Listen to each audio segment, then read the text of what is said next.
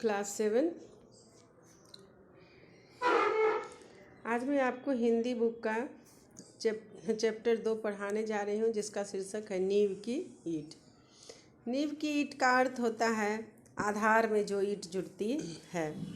इस पाठ का मुख्य उद्देश्य है समाज तथा देश का कल्याण, साहस, कष्ट, सहिष्णुता, बलिदान की भावना का विकास करना। इस कहानी के रचनाकार होते रामवृक्ष बेनीपुरी, जिन्होंने जो स्वाधीनता प्राप्ति के पश्चात पद और प्रतिष्ठा के पीछे भागने वाले लोग तथा नेताओं की निंदा करते हैं और बलिदान होने वाले देशभक्तों का प्रशस्ति गान गाते हैं। वे अफसोस जताते हैं कि अब आधुनिक लोगों में नींव की ईंट बनाने की इच्छा नहीं, बल्कि कंगूरे की ईंट। कंगूरे की ईंट मतलब होता है ये गुंबज की ईंट, मकान के ऊपर वाला जो होता है भाग, उसको कहते हैं कंगूरे। लेखक नवयुवकों को नींव की ईंट बनने की प्रेरणा देता है, यानी आधार मजबूत करने की प्रेरणा देता है। उनसे अपेक्षा करता है कि 7 लाख गाँवों के नवनिर्माण था हजारों शहरों, यानी हमारे देश की जो इतनी बड़ी आबादी है, इसका विकास नौजवान ही कर सकते हैं, कोई शासक नहीं। यह लेखक की आशा नवयुवकों से है और जो कि रचना को समाज के लिए उपयोगी बनाती है। अब कहानी कुछ इस प्रकार है, किस प्रकार वो नवयुवकों से क्या अपेक्षा रखते हैं, वो कहानी बता रहे हैं। वह जो चमकीली सुंदर सुघर इमारत है, वह किस पर टिकी है, यानी घर जो है किस पर टिकी होती है। इसके कंगूरों को आप देखा करते हो क्या? कभी आपने इसकी नींव की ओर ध्यान दिया है? यानी हम लोग घर जो देखते हो, बड़ी बड़ी इमारतें, उसके ऊपरी भाग दिखाई पड़ते हैं, ना कि ज़मीन के अंदर का जो दावा जिसको कहते हो, नींव कहते हो, वो दिखाई पड़ता है। तो आज का व्यक्ति क्या होता है, बाहरी दिखावे को ज़्यादा पसंद करता है, उसकी ओर ज़्यादा ध्यान देता है, अंदर से मजबूत बनने की प्रेरणा बहुत कम लेता है। दुनिया चमक देखती है, ऊपर का आवरण देखता है, पर आवरण के नीचे जो ठोस सत्य है उस पर कितने लोगों का ध्यान जाता है। ठोस सदा सत्य शिवम होता है, किंतु वह हमेशा ही सुंदरम भी हो, यह आवश्यक नहीं होता। तो ये जरूरी नहीं है कि जो सत्य है वो सुंदर ही होता है। सत्य कठोर होता है, कठोरता और भद्दापन साथ साथ जन्मा करता है और जिया करता है। हम कठोरता से भागते हैं, भद्देपन से मुख मोड़ लेते हैं, इसलिए सत्य से भी भागते हैं। नहीं तो हम इमारत की गीत, नींव के गीत से प्रारंभ करते।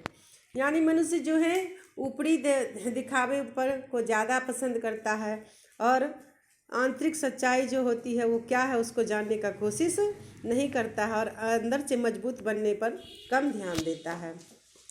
वह ईंट धन्य है जो कट छट कर कंगूरे पर चढ़ती है और बड़बस लोग लोचनों को अपनी ओर आकृष्ट करती है। लेखक कहता है वह ईंट जो नींव में पड़ता है, उसे तोड़ मरोड़ कर चूड़ कर अंदर में लोग नींव मजबूत बनाने के लिए डाल देते हैं और उसी के आधार पर बना हुआ मकान लोगों को आकृष्ट करता है। यानी अंदर से जो कठिनाइयों को सहकर, कष्टों को झेलकर आदर्श लोगों का आदर्श बनता है, उसे लोग देखते हैं। किंतु धन्य है वह ईंट जो जमीन के साथ हाथ नीचे जाकर गर गई और इमारत की पहली ईंट बनी, क्योंकि इसी पहली ईंट पर उसकी मजबूती और पुख्तेपन नास्ती निर्भर करती है।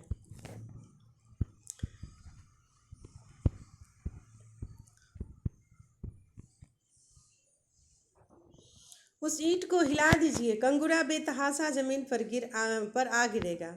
यानी अगर नींव मजबूत ना हो, उसको हिला दिया जाए तो गुंबद यानी ऊपरी भाग क्या होगा, नीचे जमीन पर आकर गिर जाएगा, अगर मजबूत नहीं होगा तो।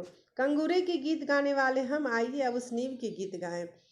लेखक कहता है कि जो ऊपरी बाहरी दिखावा का गीत गाता है, अब उसको हम अंदरूनी नींव के विशेषता बताते हैं। वह ईंट जो जमीन में इसलिए गर गई, वो नींव में जो ईंट पड़ा है तोड़ फोड़ कर, वो उसका क्या हालत होता है, उसकी क्या महत्व होती, ये बताते हैं कि दुनिया को इमारत मिले, कंगूरा मिले, तो वह ईंट इतना कष्ट क्यों सहन करता है कि लोगों को एक सुंदर सी इमारत मिले। वह ईंट जो सब ईंटों से ज़्यादा पक्की थी, जो ऊपर लगी हो तो कंगुड़े की शोभा 100 गुनी कर देती है। यानी अगर वह ईंट कष्ट सहकर चुरा करके टूट करके इमार खा करके इमार नींव में नहीं पड़ता तो आज ये इमारत इतना शोभायमान नहीं होता। किंतु जिसने देखा इमारत की पायदारी उसकी नींव पर मुनहसिर होती है। तो ये जो रंगीन शब्द दिए हुए हैं, इसका शब्दार्थ आपके बुक में दिया हुआ है, आप इसे पढ़कर देखोगे। अगर अर्थ समझने में कठिनाई हो तो शब्दार्थ देखोगे। इसलिए उसने अपने को नींव में अर्पित किया। वह ईंट जिसने अपने को 7 हाथ जमीन के अंदर इसलिए गाड़ दिया कि इमारत जमीन के 100 हाथ ऊपर जा सके।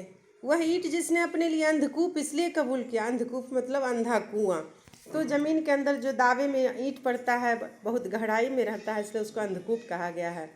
इसलिए कबूल किया कि ऊपर के उसके साथियों को स्वच्छ हवा मिलती रहे, सुनहरी रोशनी मिलते रहे। यानी कवि का लेखक का कहना है कि अंदर से आदमी अपना कष्ट सहता है दूसरों के लिए, क्यों? क्योंकि दूसरे लोग खुश रहें। वह ईंट जिसने अपना अस्तित्व इसलिए विलीन कर दिया कि संसार एक सुंदर सृष्टि देखे। सुंदर सृष्टि हमेशा ही बलिदान खोजती है। बलिदान ईंट का हो या व्यक्ति का, सुंदर इमारत बने इसलिए कुछ पक्की पक्की लाल ईंटों को चुपचाप नींव में जाना पड़ता है। सुंदर समाज बने इसलिए कुछ तपे हुए तपाए लोगों को मौन मुख शहादत का लाल सेहरा पहनना ही पड़ता है। थैंक यू बच्चे। आगे मैं कल पढ़ाऊँगी। इतना तक पढ़ करके आप लोग समझने का प्रयास करोगे।